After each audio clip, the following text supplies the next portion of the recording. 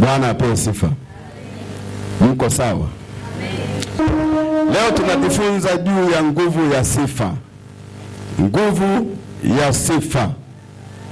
Na hizo sifa ni kwa Mungu. Nguvu inayotokea tunapomsifu Mungu katika roho na kweli. Nguvu ya sifa kwa Mungu. Pale watu wanapomsifu Mungu, kuna jambo linatokea. Bwana apewe sifa. Tunasoma kwenye kitabu cha Matendo ya Mitume sura ya 16 mstari wa 16 hadi 31. Matendo ya Mitume 16 hadi 31.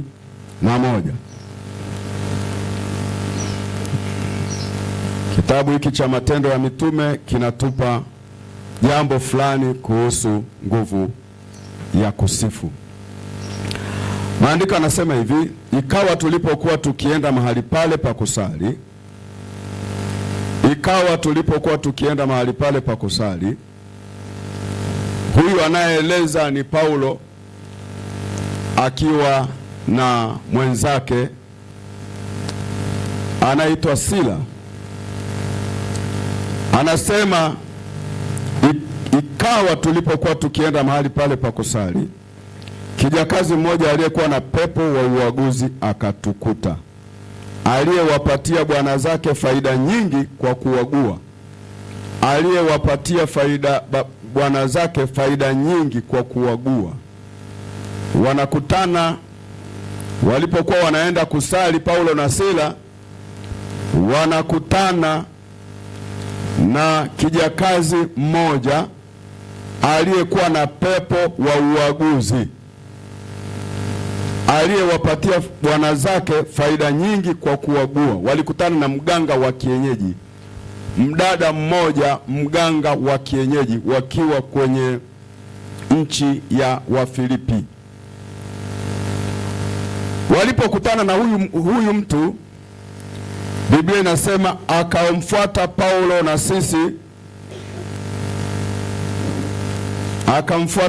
na sisi akipiga kelele. Huyu mganga wa kienyeji akawafuata Paulo na Sila akipiga kelele akisema, watu hawa ni watumishi wa Mungu aliye juu, wenye kuwahubiria njia ya wokovu. Huyu mganga wa kienyeji ndiye anasema. Kumbe waganga walikuwepo toka kipindi hicho, na walitambua watumishi wa Mungu, walijua kwamba hawa ni watumishi wa Mungu. Biblia inasema akafanya hayo siku nyingi. Maana yake kila wakipita kwenda kusali, huyu mwanamke alikuwa anatokea anasema maneno hayo. Na hapa Biblia inaposema wakafanya hivyo siku nyingi, maana yake desturi ya watu wa mwanzo, washirika wa kanisa la mwanzo, walikuwa wana desturi ya kwenda kusali mara nyingi. Tuko pamoja? Kwa sababu kama huyu mama aliwatokea mara nyingi, maana yake walikuwa wanaenda kusali pia mara nyingi. Ni tofauti na kanisa la sasa. Ukimwambia mtu kusali mara nyingi, kwake inakuwa ni mzigo. Lakini hawa walikuwa wana desturi hiyo ya kwenda kusali. Maana Biblia inasema tulipokuwa, ule mstari wa 16, ikawa tulipokuwa tukienda mahali pale pa kusali. Maana yake kila wakati wanaenda hapo, na huyu kila wakati wanakutana na huyu mama, na huyu mama anasema maneno hayo. Mstari wa 18, akafanya hayo siku nyingi. Lakini Paulo akasikitika, akageuka akamwambia yule pepo. Huyu mama alikuwa anaongea, ukimwangalia ni mtu, lakini kilichokuwa kinaongea ni ile roho ya uganga iliyokuwa ndani. Kumbe mtu anaweza kuongea lakini sio yeye, inaongea roho iliyo ndani. Ndio maana hata mashetani wanaongeaga. Hata wakati mwingine tunapokemea, wana uwezo wa kusema. Saa nyingine wanaweza wakasema hata mambo ya huyo unayekemea huyo pepo kwake. Niwahi kukemea pepo, alafu yule pepo anaeleza maisha ya yule mtu. Maana yake pepo ana uwezo wa kukaa ndani ya mtu, akachukua nafasi akaongea kwa kutumia kinywa cha mtu. Mtu unayemwona huwa anabeba viumbe wengi sana. Anaweza kubeba viumbe wa Mungu watakatifu, lakini anaweza kubeba viumbe wa shetani wachafu wakakaa ndani na wakayashikilia maisha yake, na hata kusema vitu. Ndio maana ni vizuri Mungu atujalie kuwa na karama ya kupambanua roho, ili kujua anayesema ni mtu yule au ni ile roho iliyo ndani yake. Na mtu anaweza akawa hivyo hata kama ni mtu wa familia. Unashangaa tu mtu anaamka anaanza kuongea vitu vya ajabu, mpaka unasema hivi, huyu ndiye au ni mwingine? Kuna watu ambao wana mwingiliano wa roho fulani. Kuna muda fulani ni yeye, kuna muda fulani sio yeye. Mmoja wapo kati ya watu ambao walikuwa wanatumiwa kwa njia hiyo kwenye Biblia alikuwa ni Mfalme Sauli. Mfalme Sauli kuna saa alikuwa akiongea ni yeye, saa nyingine ni pepo Sauli huyo. Kwa hiyo kuna wakati mwingine kabisa ni pepo kabisa alikuwa anaongea, lakini anaongea kupitia kinywa chake. Hata kwenye familia, ndio maana ni vizuri kuwa makini hata na watoto wenu. Kuna saa utaona anafanya vitu ambavyo sio malezi. Ndio maana wale wazazi wanaopenda kupiga watoto, unaweza ukampiga hata ukamuua kama ni roho, kwa sababu unapiga mwili, lakini kile kilicho ndani bado kinaishi na kina nguvu bado ya kujifunua tu.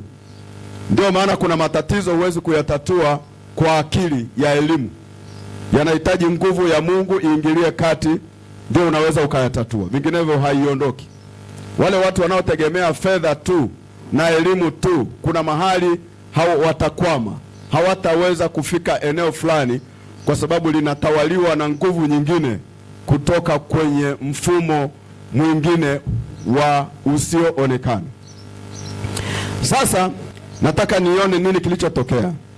Maandiko yanasema yule mtu mwenye pepo akawa kila wakipita, Biblia inasema akafanya hayo siku nyingi.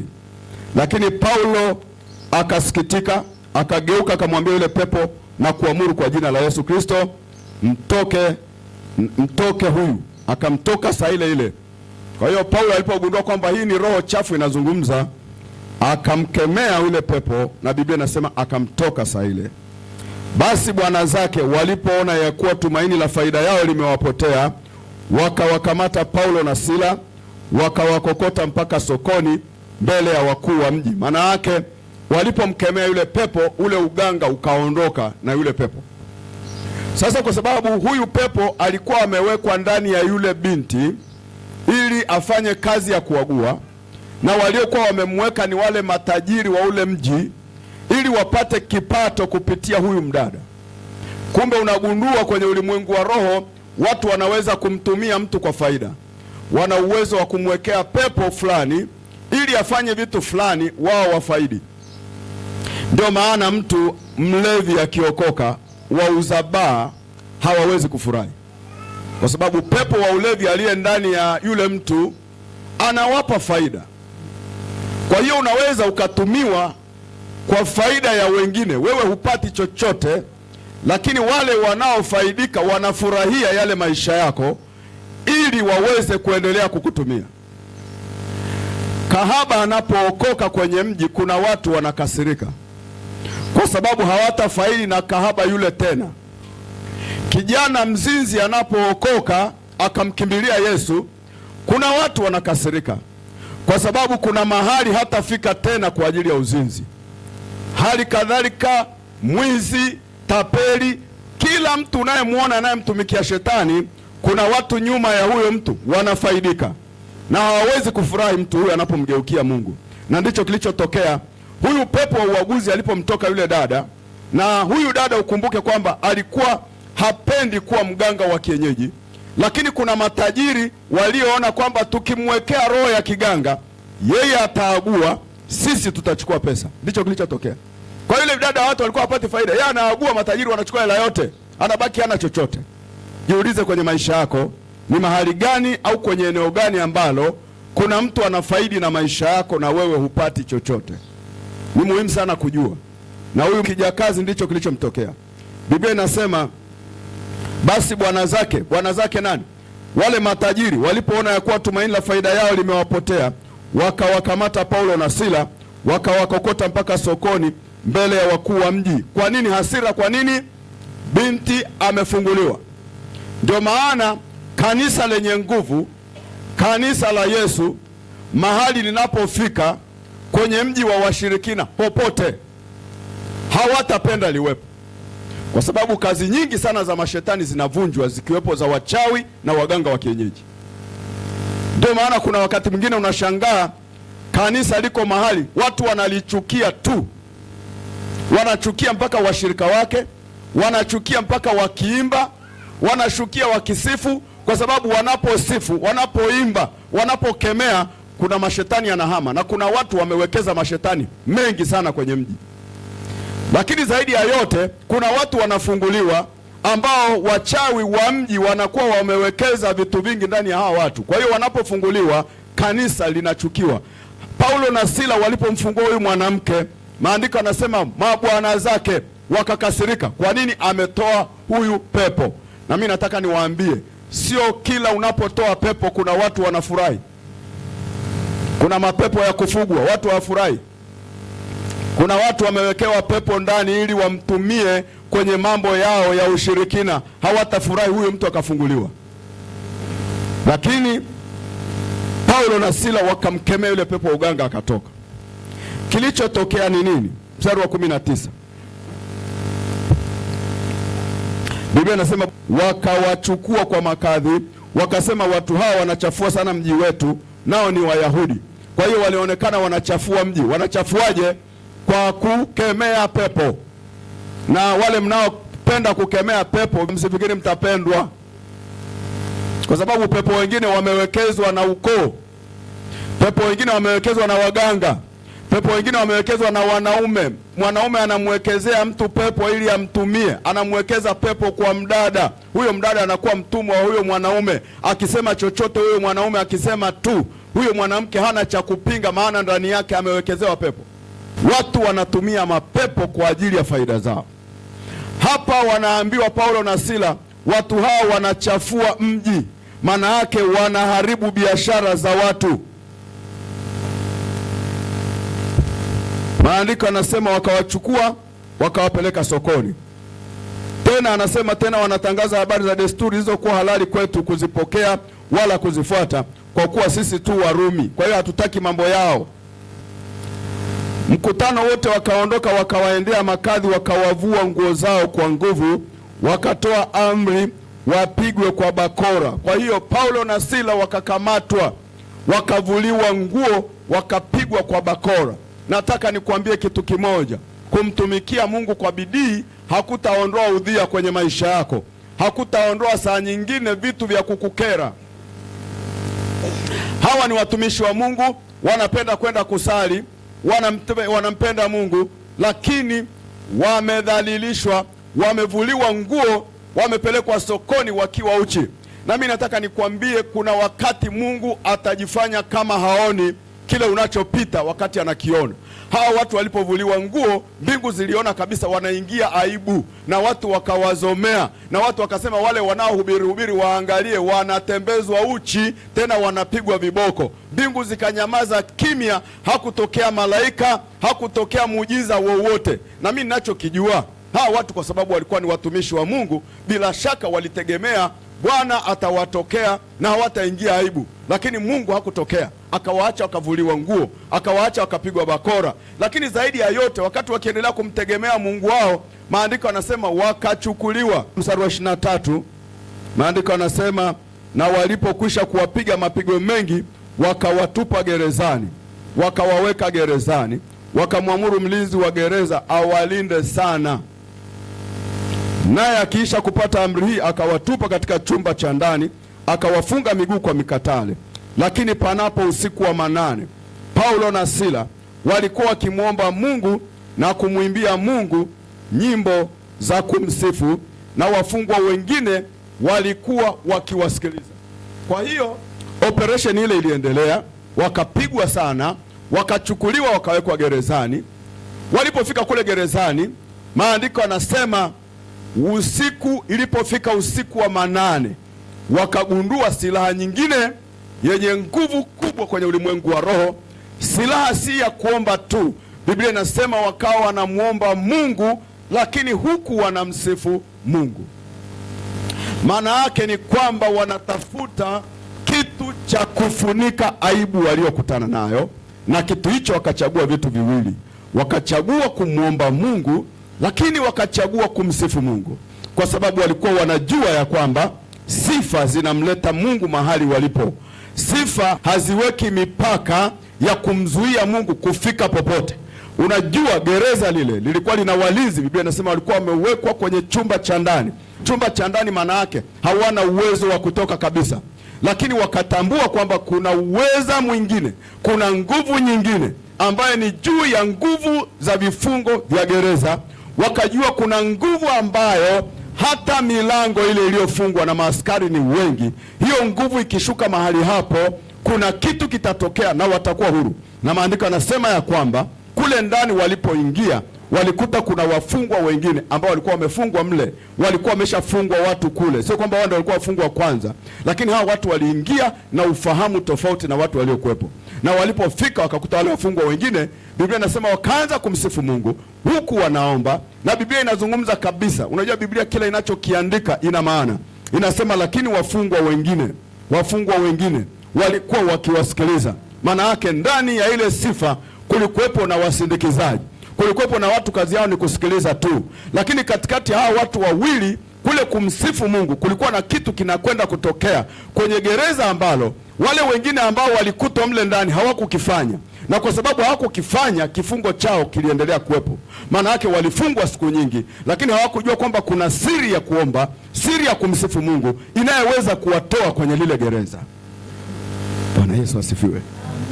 Kuna siri katika kumsifu Mungu inayeweza kukutoa kwenye kifungo cha aina yoyote. Na mimi ninapozungumza hivi sina maana kwamba mpaka uje kanisani ndio uje usifu. No, unaweza ukuwa nyumbani kwako. Nyumbani kwako ukaamua kabisa, nimeamua leo na msifu Bwana. Kuna watu ukifika nyumbani kwao unashangaa, wana masabufa makubwa, yanapiga mziki mzuri. Ule mziki unaweza ukautumia wewe kumsifu Mungu pale pale nyumbani kwako. Unachukua mtu ambaye ameimba vizuri, unaimba naye. Unapoimba naye unaabudu. Unapoabudu unaomba. Nguvu za Mungu zinashuka hapo hapo nyumbani, mahali unapolala kila siku. Pana nguvu ya Mungu inaweza ikatokea pale. Saa nyingine tunaanza katika udhaifu, tunamaliza katika nguvu. Haleluya. Kwa hiyo kama unapita kwenye magumu, ujue siri moja, kuendelea kumwita Bwana, kuendelea kumsifu Mungu. Utukufu wako wa mwisho utakuwa mkubwa kuliko huo uliopita. Wamekuchafua sana, wamekusema sana, wamekutukana sana, wamekudharau sana. Tunaingia rohoni, kuna siri ya kuinuliwa sana, kutukuzwa sana na kufanywa juu sana katika jina la Yesu. Amina. Tunaweza tukabadilisha hali iliyopo, tukaigeuza ikawa tofauti. Wale waliowafungia wenyewe wakaenda kutaka ushauri kwao, kwa sababu kulitokea kitu cha kubatilisha aibu kuwa kitu cha sifa. Amina. Kwa nini watu sasa hawawezi kupokea, kukutana na ule utukufu, wala hawawezi kuguswa na mguso wa Mungu? Mimi nimekuwa nikiangalia hata wakati mwingine wana wa Mungu wanapokutanika, unakuta kabisa kuna mtu yuko kanisani, saa ya kuabudu hajui kuabudu, wala hajui siri hiyo. Mimi nataka nikwambie hivi, usiwe mtu ambaye unataka tu ukija kanisani usikie tu mahubiri. Mahubiri hayawezi kugusa ile hali yako ya ndani. Mahubiri yatakufundisha, lakini ule mguso wa ndani wa Mungu kukutana na maisha yako unatokea kwenye kuabudu. Ndio ukweli. Yaani ukitaka Mungu akuguse, ukitaka usikie uwepo wake, ni pale unapomwabudu katika roho na kweli, unapomaanisha. Sasa watu wawili, kuna mtu mmoja anaweza akawa anaabudu halafu anaona nguvu ya Mungu inakuja kwake. Kuna mwingine yuko hapo hapo pembeni anaabudu halafu ni mkavu, hakuna kitu. Inategemea moyo wako. Moyo wako. Mwambie mwenzako moyo wako. Ule moyo uko wapi? Kwa sababu Biblia inasema kwa vinywa vyao wanafanyaje? Wananikiri, lakini mioyo yao iko mbali na mimi. Kwa hiyo unaweza kukuta mtu anaimba anasema hakuna Mungu kama wewe. Yaani hiyo hakuna Mungu kama wewe, hamtazami huyo Mungu katika roho. Unanielewa?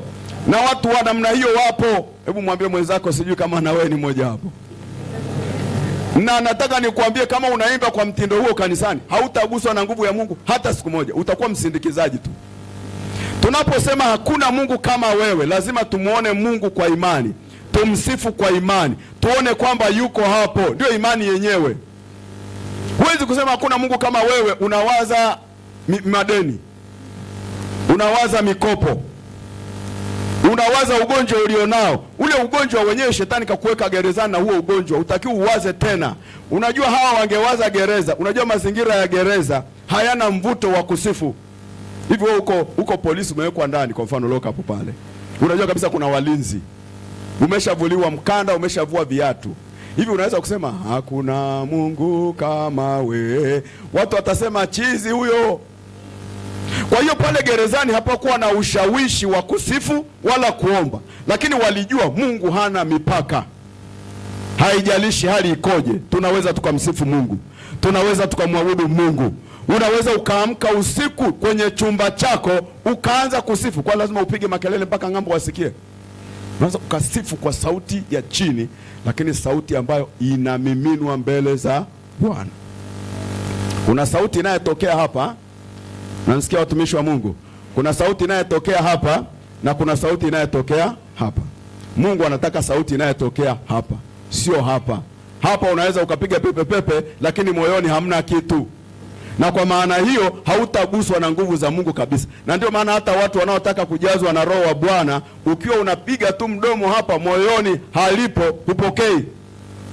Mungu ni Mungu anayechunguza moyo, na anauchunguza hata kwenye kuabudu. Ndio maana wengine wanakuja hapa wanatoka vile vile, kwa sababu hawaguswi na mguso wowote. Na kuna mtu yeye hajuti kwamba nimeenda kwenye ibada na nimetoka mkavu hivyo, wala haimsumbui, kwa sababu kwake ibada ni dini. Ibada ikishakuwa dini inakuwa ni kama tu watu wa aina zote, lakini hatutaki. Tunataka ibada yenye mguso, ibada yenye nguvu, ibada ambayo Mungu anapoabudiwa magonjwa yanaondoka, mashetani wanakimbia, mapepo wanahama, tunawekwa huru na magereza ya giza yanapasuka, yanaharibika, milango inafunguka, kwa sababu tumemwabudu Mungu. Amina. Na hilo linawezekana tukiamua. Tukasema hatutaki ibada za kidini, tunataka kumuona Mungu. Nataka nikwambie, Mungu atashuka. Kuna nguvu kwenye sifa. Kuna nguvu wakati tunapomsifu Bwana katika roho na kweli. Sio muda wote tutahitaji kuombea watu, kukemea mashetani. Kuna muda tutamsifu Mungu, atashuka mwenyewe, mashetani atakimbia ndani ya watu. Na umoja wetu ndio nguvu yetu katika ulimwengu wa roho. Biblia inasema wanapokuwa wawili watatu kwa jina langu. Hawa watu wanakuwa wawili watatu kwa nini? Moto ule unaposhuka ni mkubwa kuliko anapokuwa mmoja. Ndio maana ya wawili watatu. Bwana asifiwe. Kitu ninachotaka kusema hapa, tuna uwezo wa kumuita Bwana kwa njia ya sifa na akashuka. Tuna uwezo wa kumuita Bwana kwa njia ya sifa na magonjwa yakakimbia. Tuna uwezo wa kumuita Bwana kwa njia ya sifa, mikosi na balaa na visirani ndani ya watu vikahama. Tuna uwezo wa kumuita Bwana kwa njia ya sifa waliowekwa kwenye magereza ya dhambi kabisa imemkamata mtu, au kifungo kikaondoka. Maana yote ni magereza. Kuna magereza ya rohoni na magereza ya mwilini. Paulo na Sila ilikuwa ni gereza kabisa la kawaida. Usije ukasema ilikuwa gereza la rohoni. Lilikuwa gereza kabisa, lakini milango ikafunguka. Kuna magereza mengi ambayo Yesu alikuja kuwafungua walioko magerezani. Tunaweza tukayafungua kwa njia ya sifa. Amina. Lazima tujue kwamba Mungu anastahili sifa, Mungu anastahili kuabudiwa, Mungu anastahili kupewa shukrani, na tunapomwita Bwana kwa njia hiyo, Bwana huwa anashuka. Amina. Kuna wakati wa Israeli walipigana vita na Mungu akawaambia hawana sababu ya kuingia kuanza kupigana vita, kwa sababu yeye mwenyewe atapigana vita. Nitakupa tu ile andiko kwa haraka. Ile Mambo ya Nyakati wa Pili sura ya 20 mstari wa 17 hadi wa 22. Sitasoma labda mstari yote, lakini nitasoma ile mstari wa 17. Maandiko yanasema, hamtahitaji kupigana vita.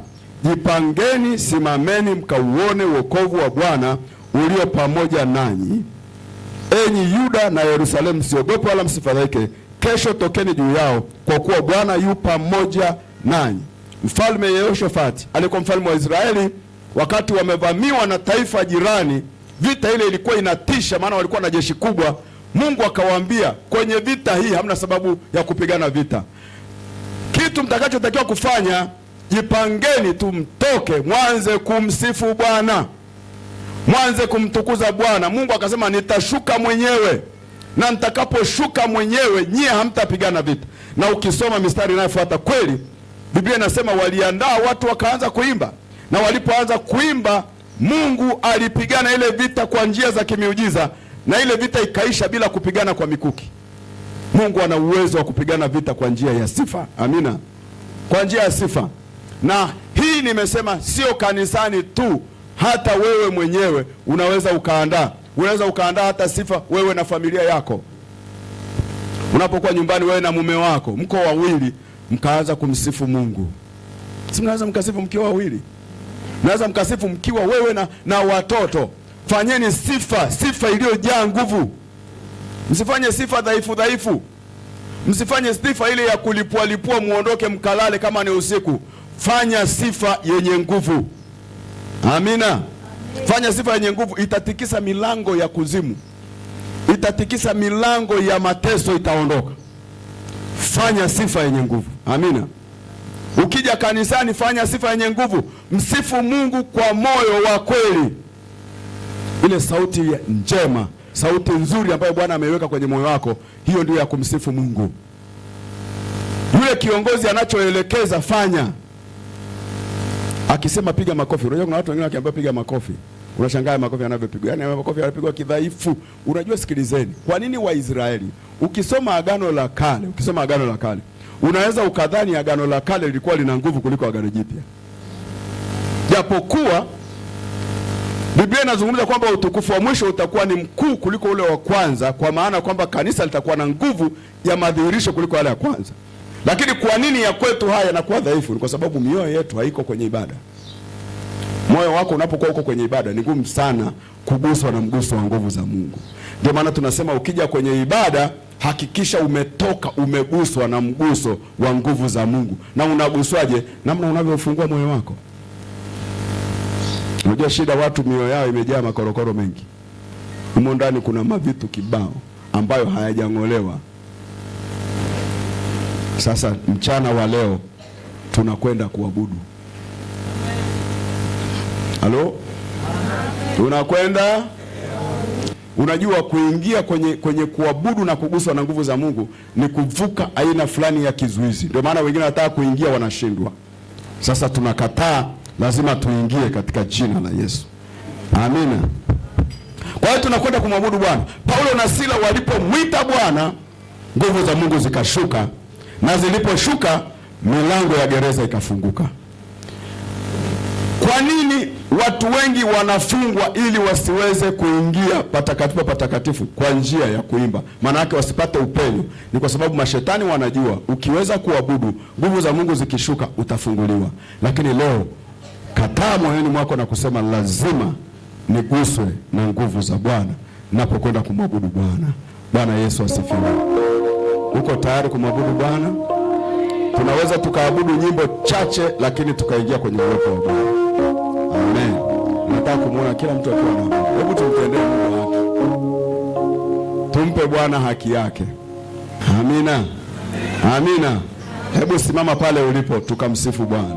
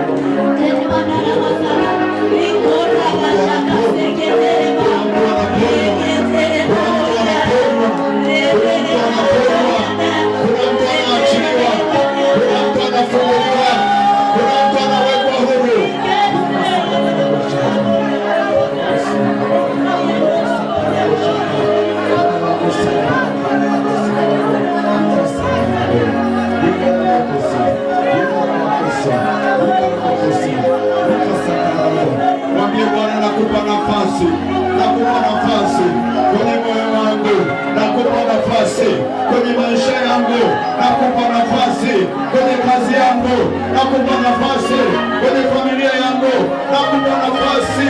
Roho Mtakatifu, nakupa nafasi. Mwambie mimi ni mali yako, mwambie mimi ni mali yako, mwambie mimi ni mali yako, mwambie mimi ni mali yako. Hakika wewe ni mali yake, wewe ni mali yake, wewe ni mali yake. Mwambie mimi ni mali yako Bwana. Tembelea hekalu lako, tembelea hekalu lako, nitembelee leo, nitembelee leo. Mwambie nitembelee Bwana, niguse, niguse, niguse, niguse. Mwambie niguse tena, mwambie niguse tena, niguse Bwana, mimi ni mkavu, niguse Bwana, nimepungukiwa, niguse Bwana, wamenionea, niguse Bwana, wamenishikilia, niguse Bwana, wameachilia nguvu zao kunitesa, niguse tena, niguse tena.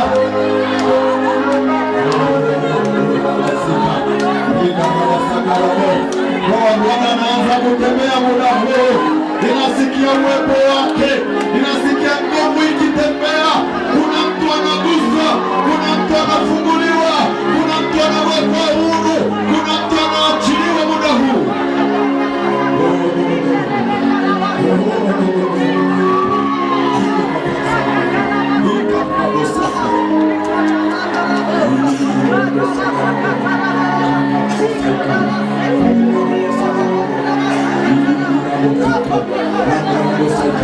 Kuna mtu anajazwa na Roho Mtakatifu muda huu. Pokea nguvu za Bwana, pokea uwepo wake. Yuko hapa kukujaza leo, leo, leo, leo, leo.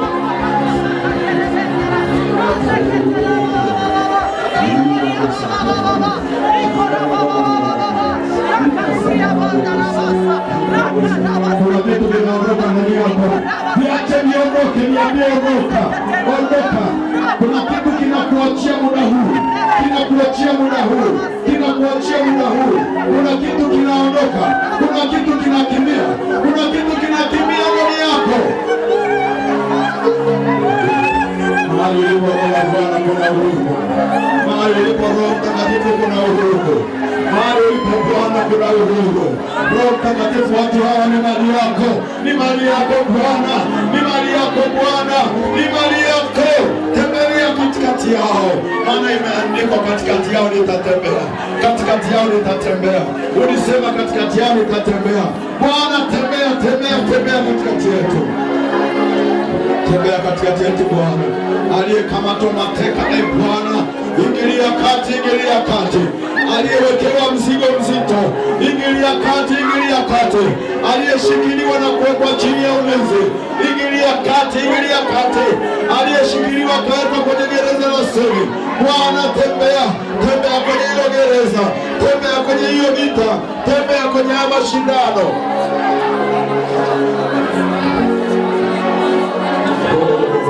Ilete ile furaha Roho Mtakatifu ambayo imepotea katikati ya watu. Rudisha ile furaha iliyopotea ndani ya mtu huyu. Rudisha ile amani ambayo imepotea ndani ya mtu huyu. Rudisha Roho Mtakatifu. Rudisha Roho Mtakatifu. Rudisha Roho Mtakatifu. Ile nguvu ya ukame ndani ya mtu, ile nguvu ya kushindwa kupenya. Bwana tembea, tembea, tembea ndani ya mtu Bwana. Fanya operation, fanya operation. Roho Mtakatifu fanya operation. Kuna operation ya Roho Mtakatifu inapita, inapita, inapita, inapita, inapita, inapita. Kuna mtu anafunguliwa saa hii, kuna mtu anafunguliwa saa hii, kuna mtu anafunguliwa saa hii.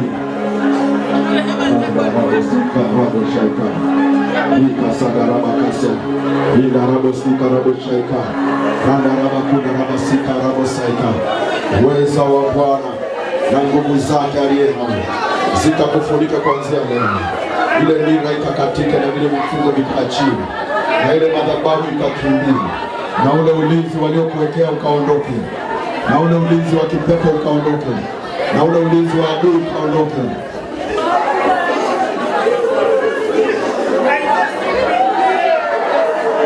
Endelea kumwita Bwana, endelea kumwita Bwana, endelea kumwita Bwana, endelea kumwita Bwana.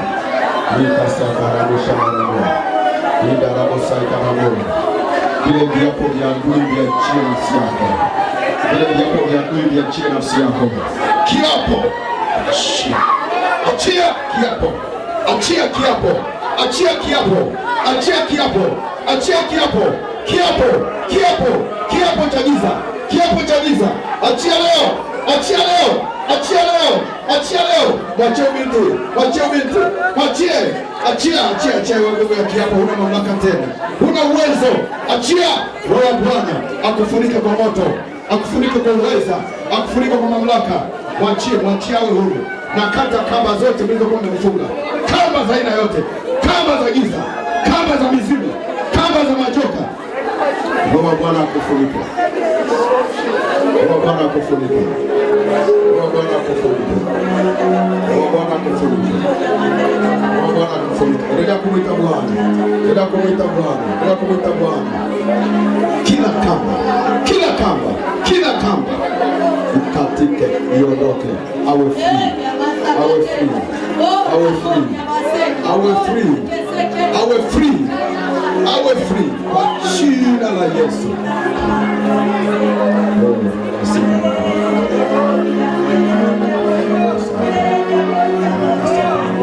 Katika jina la Yesu namwachanisha na adui zake pande zote, namwachanisha na vifungo pande zote, namwachanisha na madhabahu pande zote kwa jina la Yesu.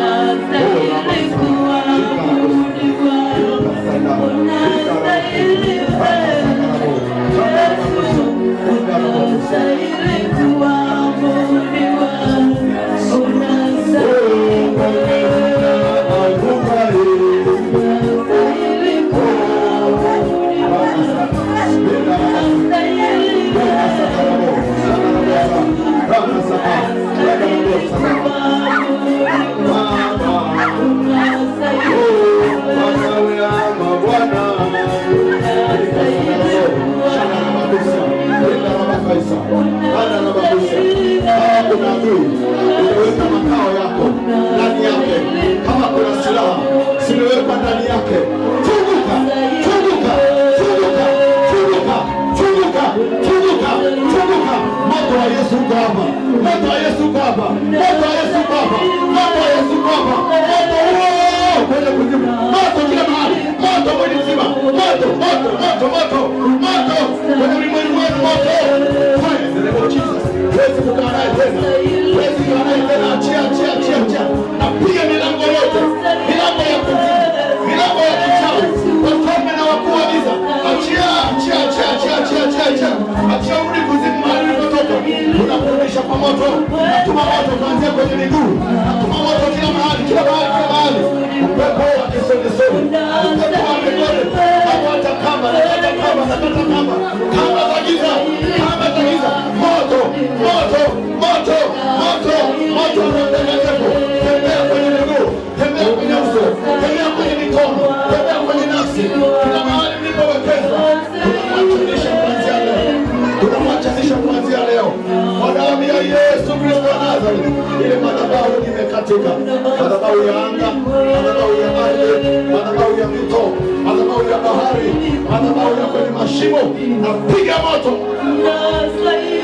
ulipomweka kuanzia leo. Kile kifungo cha mauti kimekufa kuanzia leo. Na mkamata mwenye nguvu, na mkamata aliyewekeza pepo uliyekaa ndani, natamka kuanzia leo